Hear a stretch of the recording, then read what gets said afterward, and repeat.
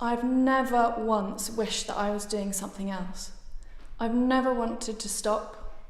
I've never questioned what I was doing. I knew from age 9 that I was going to be a dancer, and that was it. From then on, I never questioned it.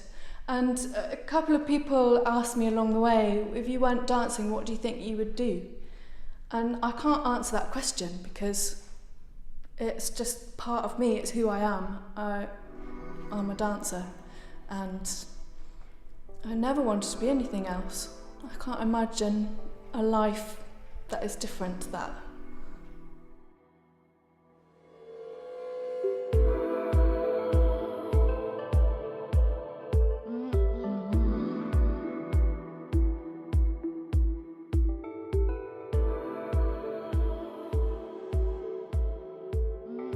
So the moment that the performance had finished, the actual last dance step had finished, and we came back on stage to take the bow.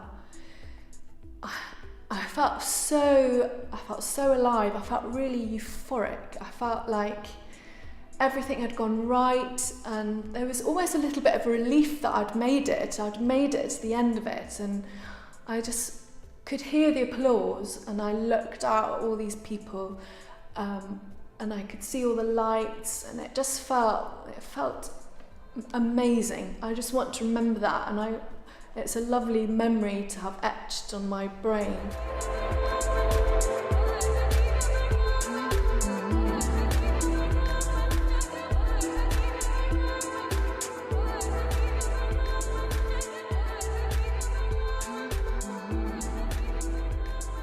I started point work when I was 9 years old, which I know now is a little bit too young because your feet, your bones are still very soft, so they're still forming, and you don't have the correct muscles in your legs yet to be able to support you on point. The teachers that I had at ballet school were incredibly strict. At the time I just sort of went with it, and you don't know anything different, but thinking back on it now, I can't believe that that's what we had to go through. They were so strict. There were sort of a lot of physical things that they would do. They'd smack you a bit if your arm position wasn't in the correct position. If this was how it was meant to be, and if you sort of dropped your elbow down a little bit, they would just come along and whack you, hit you quite hard to get it in the correct position.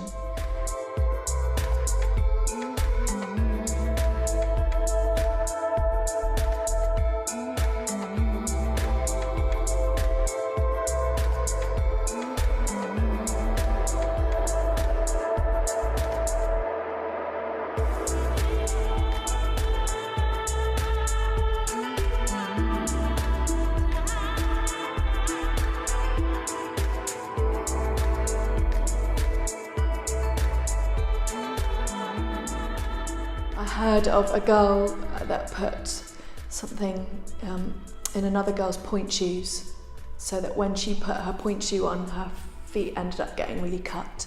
And it might have been a piece of glass, or I don't know, something sharp enough and small enough that you wouldn't notice, but once you put your foot in the point shoe, that it would cut the foot. So of course then you'd be out, you couldn't dance for quite a while, because even one small cut on your foot just makes it quite difficult to dance on point.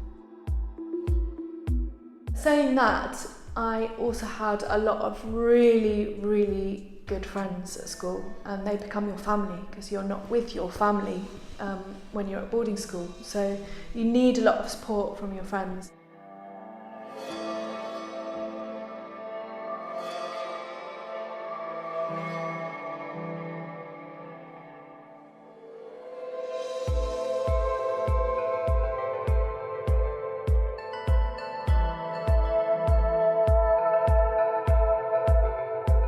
When I was asked to do this performance in New York, I felt like this is it.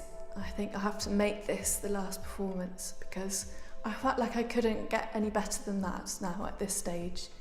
And I felt satisfied.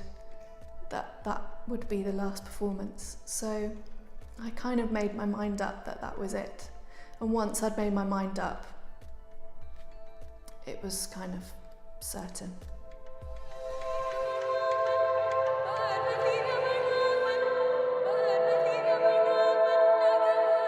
It's all about beauty and grace and line, but in reality, what you have to get to, what you have to do to get to that point is so extreme, and it's painful and it's hard work, and sometimes you can't even breathe because it's so hard to do those things. It's quite funny that what the audience sees is a completely different picture of how it is to do it in reality and how it is to achieve it. I wonder sometimes what the audience would think if they knew how much effort goes into something to make it look so beautiful. A few years ago, I had a really horrible back injury, and as soon as it happened, I felt this sort of pain radiate across my back and down my legs, and I felt I lost the feeling in my leg. I couldn't use my foot, I couldn't wiggle my toes. It was really extreme, and I knew as soon as I got that injury that was going to be quite life-changing, that was going to perhaps be the injury that would stop me.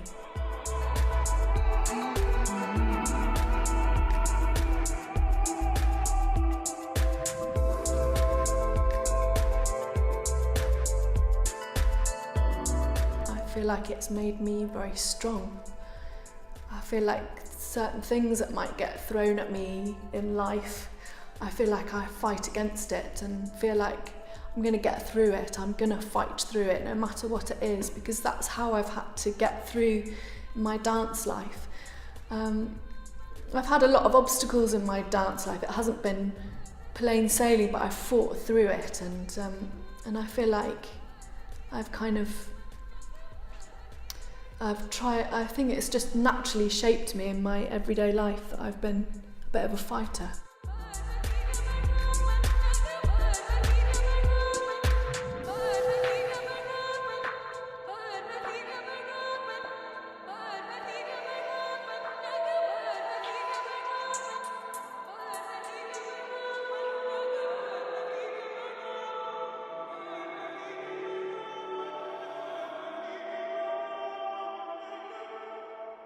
But then the curtain comes down and the audience stop clapping and you're just left on stage alone. I turned to my partner and gave him a big hug, and we take our stuff and go up to the dressing room to get out of your costume, and you start taking your makeup off and you're all alone, and it felt quite poignant that was the end. That was, there's no going back from that. And it just suddenly felt, from being in front of 3,000 people all cheering you and applauding you, to suddenly being alone in your dressing room and it's over, felt like quite a strong moment.